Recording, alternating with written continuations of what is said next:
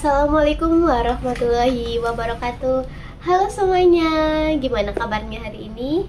Semoga sehat selalu dan terus semangat belajar ya.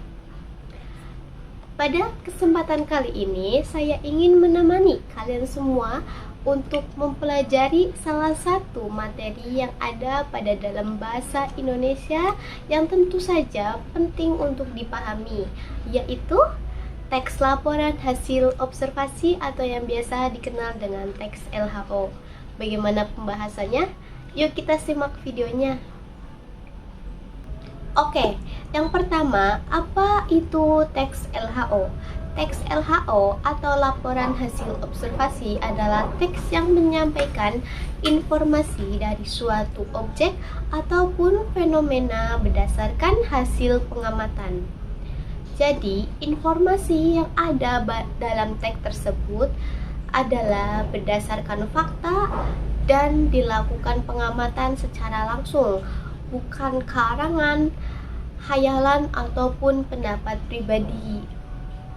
Selanjutnya, tujuan mempelajari teks LHO. Yang pertama, supaya kita dapat melatih kemampuan dalam menyampaikan hasil pengamatan dengan jelas, rapih, dan sistematis. Yang kedua, supaya orang lain akan menambah pengetahuan dari hasil apa yang telah kita teliti. Dan yang ketiga, teks ini dapat menjadi dasar dalam pengambilan keputusan, misalnya untuk laporan sekolah ataupun menyusun data untuk penelitian dalam skala kecil. Selanjutnya, teks LHO ini juga punya ciri-ciri. Yang pertama, teks ini berdasarkan fakta, bukan dari hayalan, karangan, ataupun pendapat pribadi. Yang kedua, informasi dalam teks ini harus jelas dan lengkap serta ditulis secara berurutan atau sistematis. Yang ketiga, teks ini menggunakan bahasa baku dan kalimat efektif, di mana dalam penyusunannya tidak bertele-tele dan langsung pada intinya.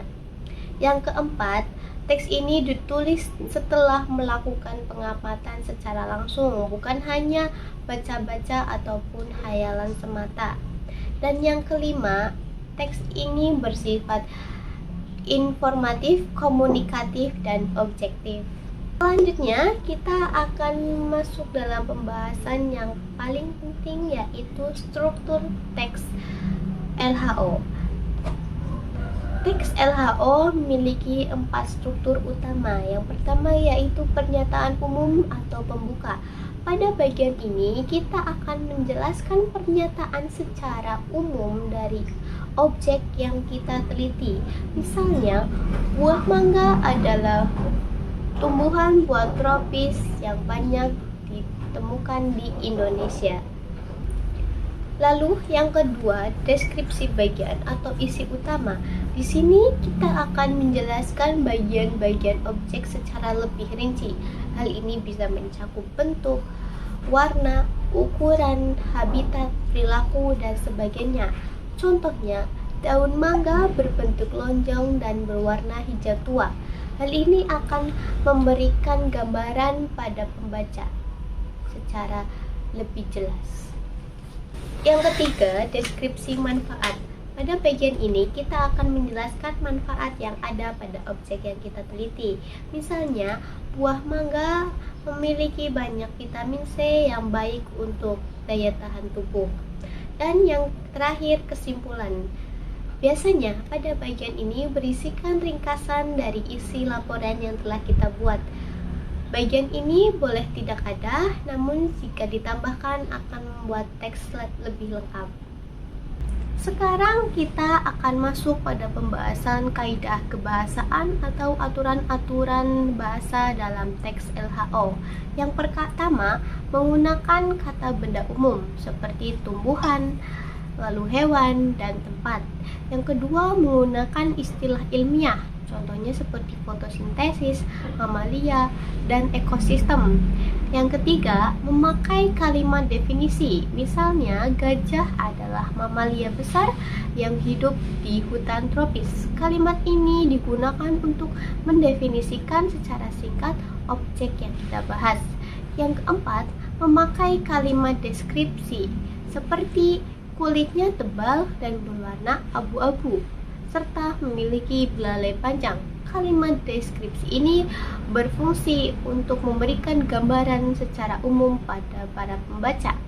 Lalu yang kelima, menggunakan verba aktif alamiah, contohnya seperti tumbuh, berjalan, dan bernafas.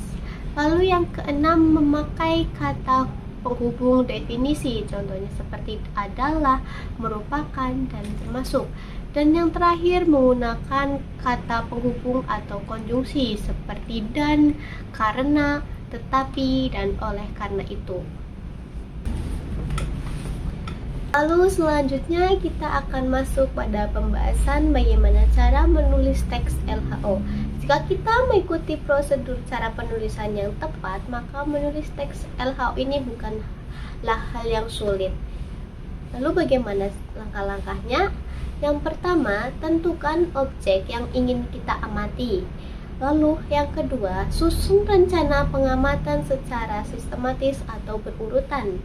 Yang ketiga, lakukan observasi atau pengamatan dan catat data penting. Yang keempat, analisis hasil pengamatan yang telah kita lakukan. Yang kelima, susun kerangka penulisan. Yang keenam, tulis laporan sesuai struktur dan kaidah kebahasaan.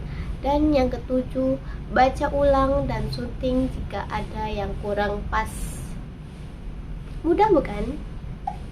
Seperti yang sudah dibahas sebelumnya, pada kali ini saya akan mencontohkan salah satu teks laporan hasil observasi dengan objeknya tumbuhan lidah buaya. Lidah buaya dapat dijadikan tanaman hias dan banyak tumbuh di daerah tropis.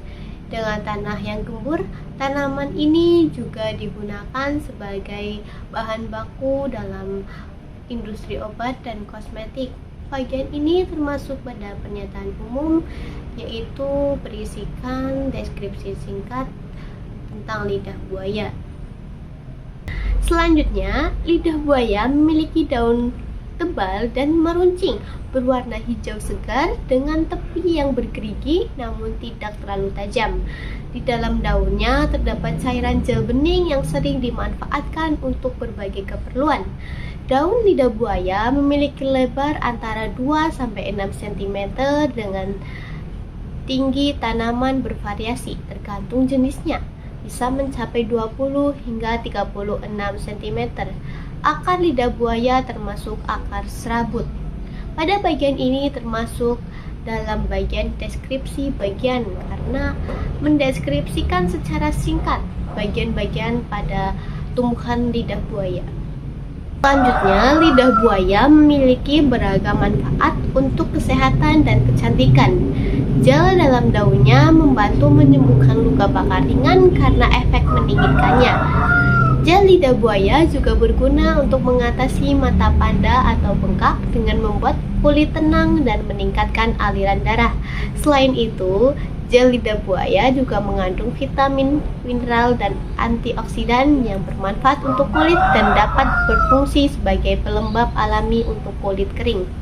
Pada bagian ini termasuk pada deskripsi manfaat, di mana menjelaskan manfaat dari tumbuhan lidah buaya tersebut. Oke teman-teman, kita sudah sampai di akhir pembelajaran pada kali ini. Jadi, bisa kita simpulkan bahwa teks laporan hasil observasi atau teks LHO adalah teks yang berisi informasi faktual dari hasil pengamatan langsung. Teks ini mempunyai struktur yang rapi dan kaidah bahasa yang harus diperhatikan supaya informasinya jelas, akurat, dan bisa dipahami oleh orang lain. Semoga penjelasan tadi bermanfaat dan terima kasih sudah menyimak sampai akhir. Sekian dari saya. Wassalamualaikum warahmatullahi wabarakatuh.